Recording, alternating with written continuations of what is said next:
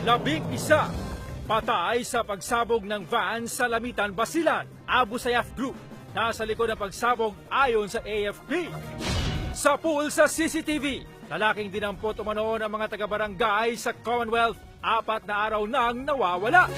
At SUV, inararo ang 8 sasakyan na sa siyam sugatan. Abangan sa TV Patrol.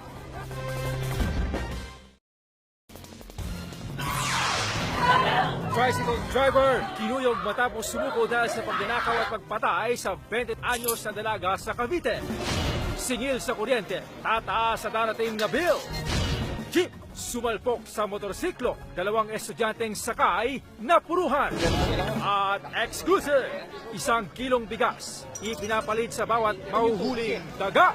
Abangan sa TV Patrol.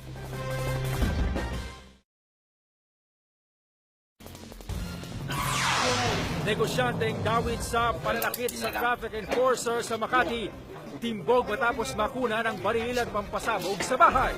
Presyo ng manok, sumipa ng 20 pesos kada kilo. Sa pool sa video, lalaking sakay ng balsa at inanod sa ilog na rescue. At Miss Granny Cast, nagpasalamat dahil patok sila sa Takilya. Abangan sa TV Patrol.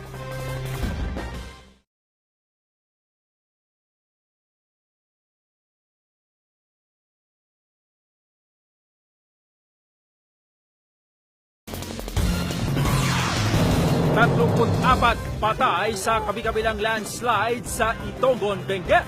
Search and rescue operation puspusan. Presyo ng ilang gulay, higit doble ang itinaas. Lolong kinuyog at tinangkang nakawan sa jeep ng hipo umano.